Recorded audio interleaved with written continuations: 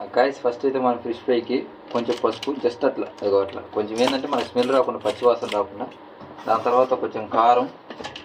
So కారం పాలు కాకపోతే కొంచెం కారం వేసుకోండి. ఇది మాది వచ్చేసరికి మేమే స్పెషల్గా తయారు చేయించుకొని పట్టించుకున్న కారం, ఇది షాప్లో కారం కాదు, ఎర్రగా కనిపించడానికి. నెక్స్ట్ కొంచెం మరీ ఎక్కువ వేసుకున్నా కూడా మనకి చేప చేదైపోద్ది, కాబట్టి అన్నీ మనం లిమిట్లోనే వేయాలి. మసాలా, గరం మసాలా, ధనియాల పొడి, ఇది కూడా కొంచెం, ఎందుకంటే మనకు బాగా ముక్క అంటే క్రిస్పీగా వస్తుంది. ఇది స్మెల్తో కూడా గుమాయిచ్చి ముళ్ళు గుచ్చుకుంటాయి గైస్.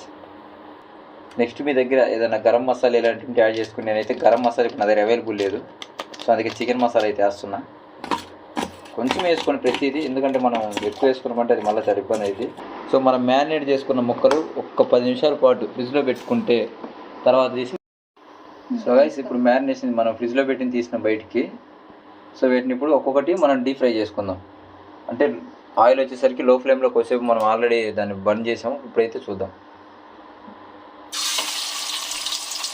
సో మనం చిన్నది కాబట్టి ఇది వచ్చేసరికి బౌలు కొంచెం ఒకటి వేసుకుందాం.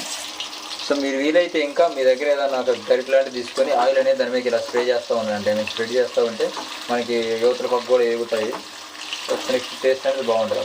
గైస్ ఇది ఫైనల్గా మనకి ఫ్రై అయితే ఇలాగ వచ్చింది. సో పర్లేదు, ఇప్పుడైతే నేను అన్నం కూడా వేసి పెట్టుకుని ఇంకా దీన్ని వేసుకొని తినమే. సో భలే ఉంటే ట్రై చేయండి మీరు కూడా. ఓకే గైస్, ఇంతతో ఈ వీడియో ఎండ్ చేద్దాం గైస్.